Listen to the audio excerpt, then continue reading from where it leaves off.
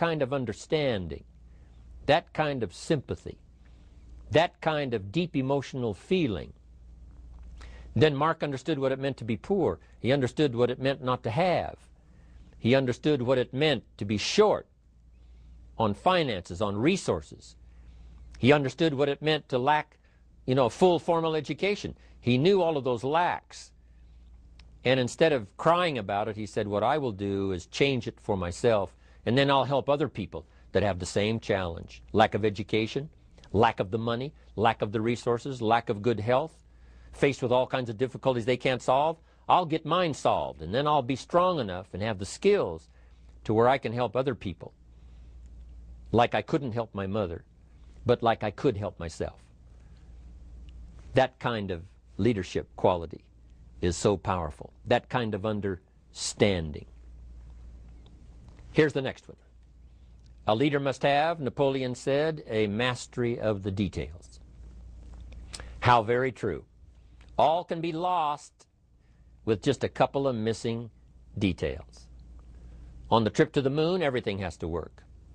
Right? There's several thousand moving parts. There's several thousand pieces to the project of getting to the moon and coming back, and all of them have to work. You can't have 10% of them working, 90% or 80%. They've all got to work. And then there's the backup systems for something if something goes wrong to back it up. That kind of mastery of detail is so vitally important. But here's what else to remember as far as Herbalife is concerned. The drama is in the details. Someone says, I lost 30 pounds. Well, 30 pounds is 30 pounds, but that's not the drama. The drama is, where were you before you found Herbalife? How did you feel? What kind of circumstances? Now someone begins to give us some of the details. And then after they've lost the weight, now how they feel. Now their self-confidence has been restored. Now they feel better about themselves. The drama is in the details. But this is also important in the details of your day, the details of your business, the details of good communication. Master the details. Good advice, Napoleon Hill. Now here's the next three. Willingness to assume full responsibility. All of us have been taught that, especially these Herbalife years, to take full 100% responsibility. Mark Hughes says, what happened to me might not have been my responsibility, but what I do about it is my full responsibility. I've had some things, some people did me wrong. In his first couple of business experiences, he was done wrong. Some people ran off with the money. He was left holding the bag. But he said, that's what happened. And I was not responsible for what happened.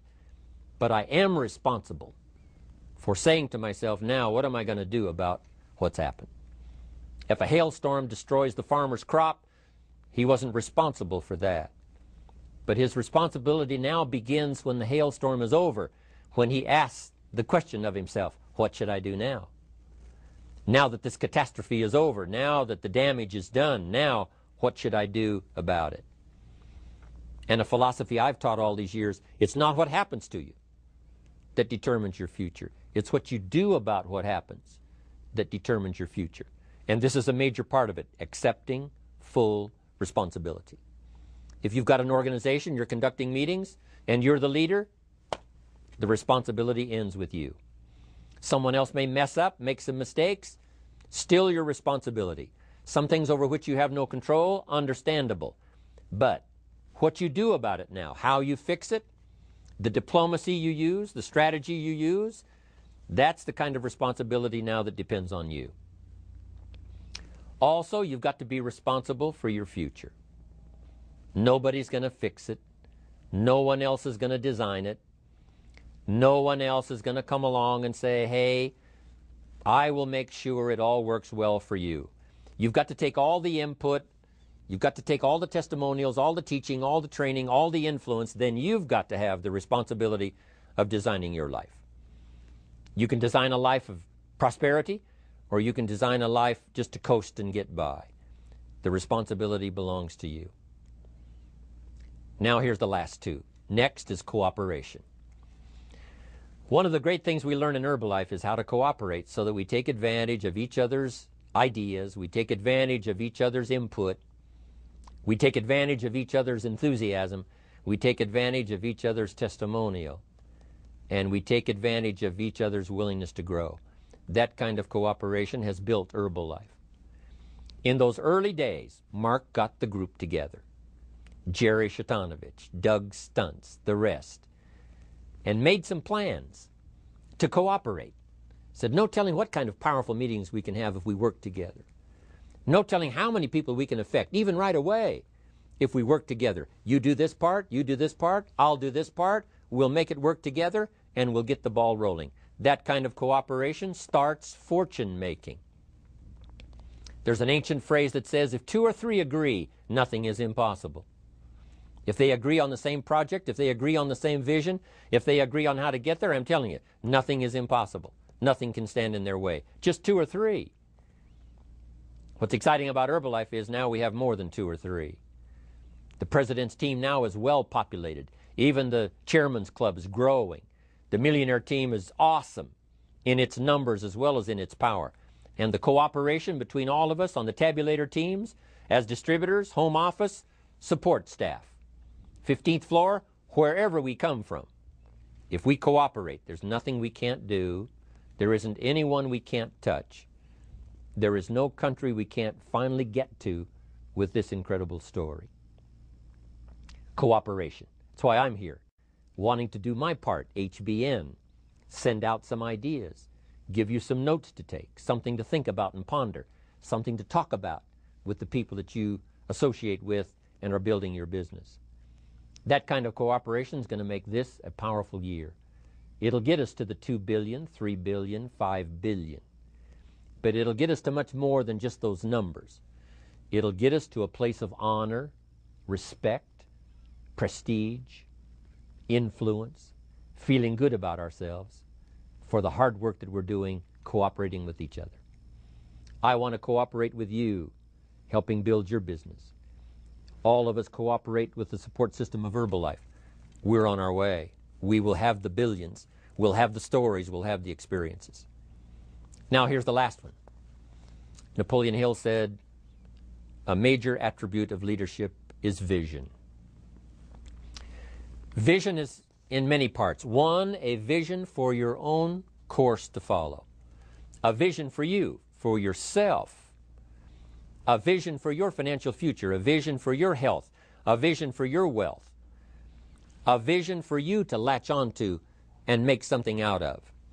A vision for your family. Because vision must now lift others as well as ourselves. Guess what our family is counting on? That we'll be able to see things that at first they cannot see. That we'll be able to look further into the future than perhaps they will be able to look. The same is true with your organization, the people that are around you. They're counting on your vision. Perhaps you've been there a little longer than they have. Maybe you've been there a lot longer than they have. And they will look to you to help them see things that they can't see in the beginning. And if you will do that, develop that attribute of leadership, I'm telling you, you'll have such a dramatic effect on your organization, it will be unbelievable. A vision for yourself, a vision for your family, a vision for your organization, a vision for the people that you're close to. The old prophet said, without vision, we die. We perish. Unless we can see into the future, life loses its meaning. Unless we can look further than just where we are at the moment, then we have no reason for faith, no reason for activity. But if we'll develop this skill, beyond any other skill, I'm telling you, it will help us touch people. Because they'll want to be around us. Because we have this look into the future. Not only the short-range vision of what we're going to do this week, this month, this year, but the long-range vision like Mark has, taking us to the 5 billion. You can have a vision that will take your organization into the future and bless everybody with success, the success that they've all been looking for. I call this leadership studies. You know, Herbalife's been on this quest right from the very beginning to find leadership. People who can sell the product in a leadership role, not just sell it, but get people to use it, follow up. That's called the beginning of the leadership study. Then when you become a sponsor, You study how to be a good sponsor, giving that early information, because you're that first connection that someone has with Herbalife and the story. You know, they might have heard the story, the Mark Hughes story, but now you're the person who makes it real, either by telephone or in person. So learning to lead someone from what they don't know to what they should know, to give them advice on how to get started, how to get going, how to make it successful. You know, that's quite a responsibility. But that's what leadership is all about. Yes, it's a new opportunity, but it's also a new responsibility. And so I like to go through these leadership studies because we should all continue to be students. Many of you have already become leaders, but here's the key, and that is to be a student leader.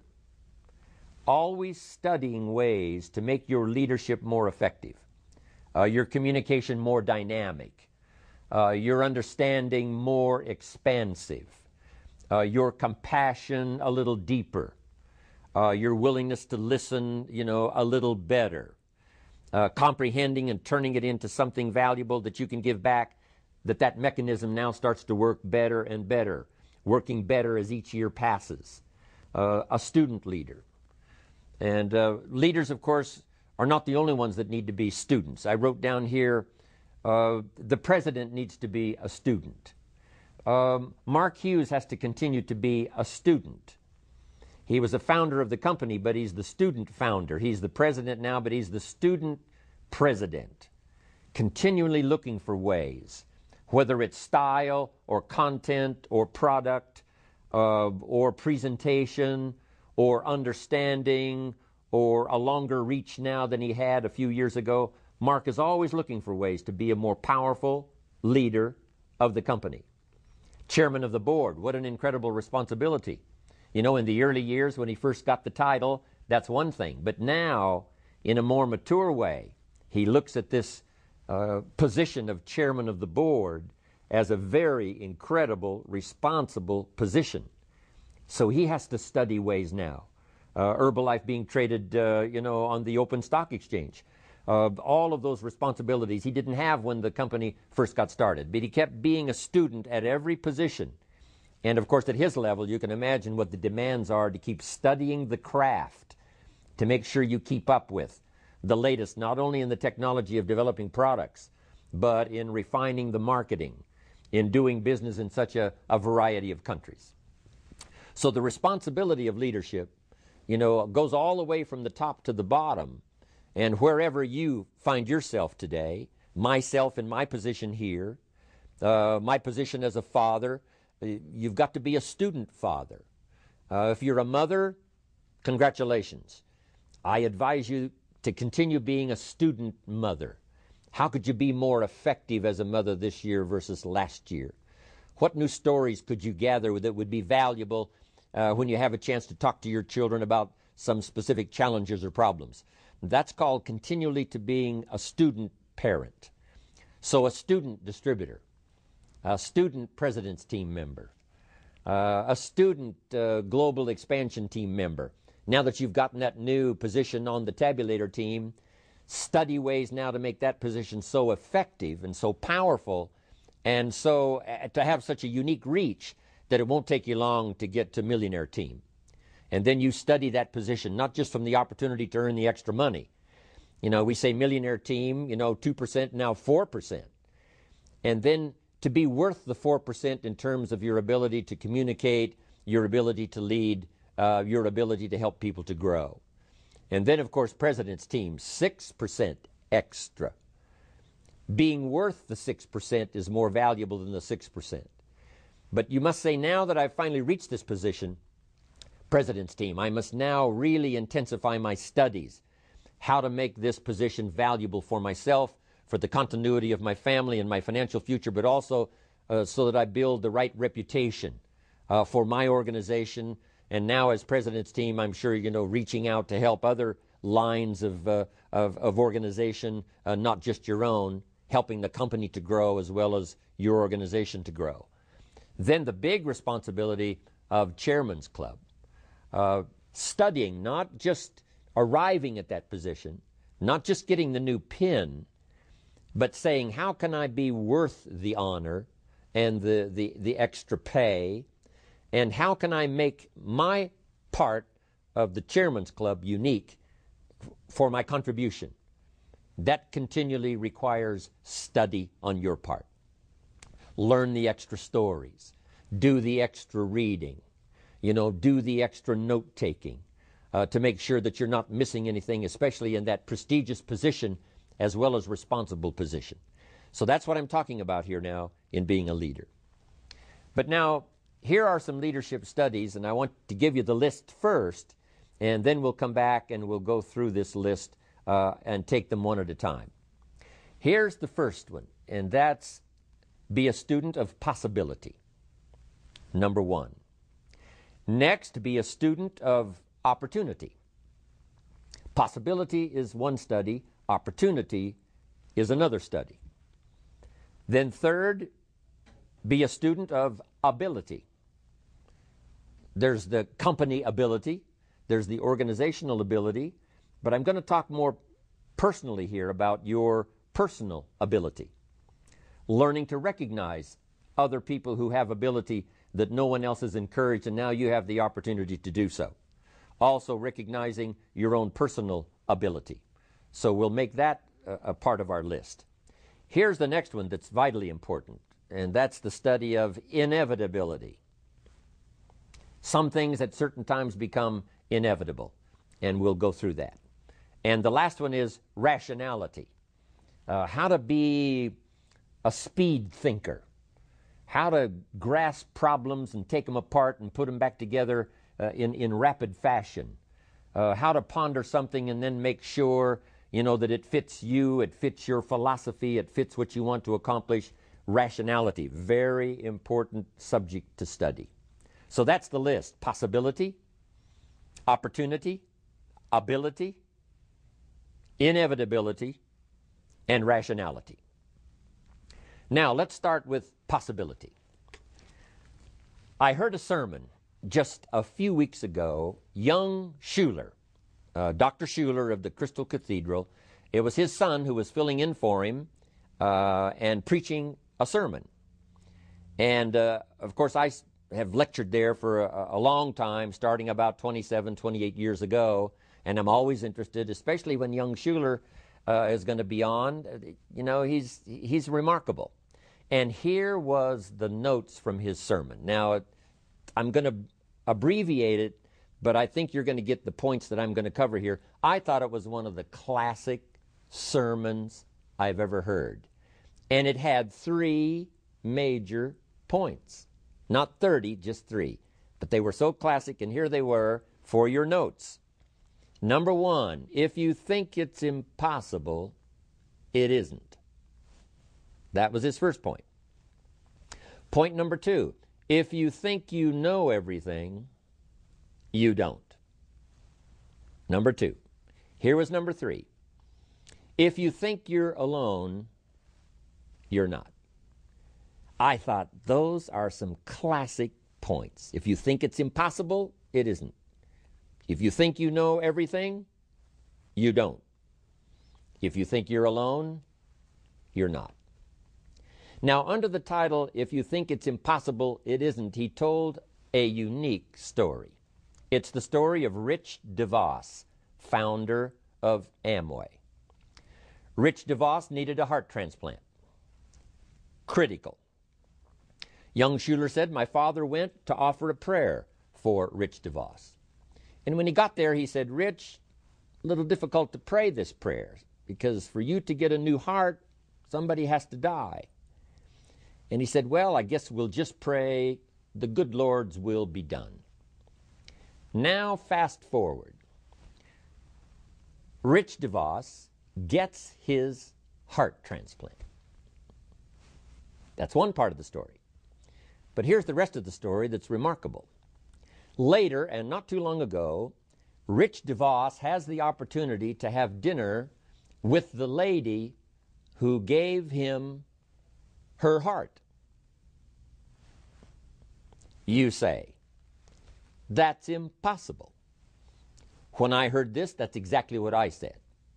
The congregation that listened to the sermon, this is exactly what they all said. Impossible. you couldn't possibly have dinner with the person who gave you their heart. Here's what happened. There was a lady who needed, I believe it was a liver transplant. And many times it's best if the liver and the heart go together in a transplant. So someone who dies has donated their organs. This lady gets the liver and the heart as a single transplant, and now her heart is left over. And her heart goes to Rich DeVos. And that's how it was possible for Rich DeVos to have dinner with the lady who gave him her heart. Fantastic story. 20 years ago, couldn't have happened. Now, it's impossible. We say it's impossible, but it isn't. No telling what technology will do in the years to come. No telling what your faith can produce. No telling what can be done. That was a great point. If you think it's impossible, it isn't. Then the next point was classic. If you think you know everything, you don't. How often we've learned this, right? From the time we were just young until probably the present time, to where there were times along the way when we thought we knew it all. You know, we thought we knew everything. We thought we had it down. We thought we had it made. You know, we thought we had this one locked. And sure enough, we were surprised later that we didn't know everything. We thought we had the answer to this problem. We thought we had all the answer. But as it turned out, sure enough, we didn't have all the answers. Always surprised, thinking we know everything, thinking we've got it. Then sure enough, something comes along to prove us wrong. But that's how we grow. And you know, our own ego at times wants to believe that we do have the answers, that we've arrived. And then a touch of humility has to come to prove to us that we really don't know everything. We think we know everything about our business, but I'm telling you, we have a lot to learn. No telling what we can do if we keep this learning process. So that was a valid point. If you think you know everything, you don't. But this next one was good. If you think you're alone, you're not. Interesting. The Pledge of Allegiance in America says one nation under God. As a country, we really believe that. That in America, you know, we are not alone. And sometimes all alone, meaning by yourself, doesn't mean that you are alone. Somebody's prayer reaches you. Someone's spirit reaches you. Someone's presence, even though they're not there, you know, you sense it, you feel it. The telephone rings and you pick it up, and something told you that this was going to be a call from someone that you've wanted to hear from. That unseen magic that I talked about in my San Francisco presentation. It's always there. So we do believe when you think you're alone, you're not. Sometimes when I finish a rally or the extravaganza or some other presentation, here's what I say to everyone in my audience. I promise you when I leave here tomorrow, I will not leave you behind. I will take you with me in my thoughts and in my heart. And everyone senses that sure enough, I won't leave him behind. When I get together with my grandkids and my children, I will relate to them this experience. So the presence of this experience, the dynamics of this experience, the place we're meeting in, all of this, you know, I will take all of this with me, and especially the spirit, the collective spirit of everybody that was here that made it so unusual. I take that with me.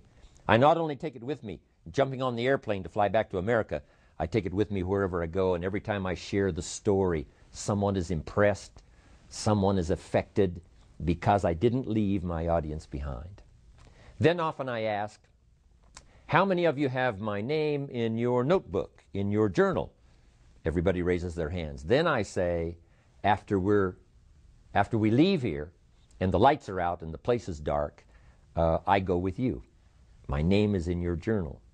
But not just my name and not just my notes, hopefully, but my spirit, my good wishes, my prayer for you, I want my presence to follow you, so that when you relate to someone else the notes you've taken from one of my presentations, not only will the notes be there, but the spirit will be there. So I thought this was an excellent point that young Schuler had. If you think you're alone, you're not. So first is the study of possibility.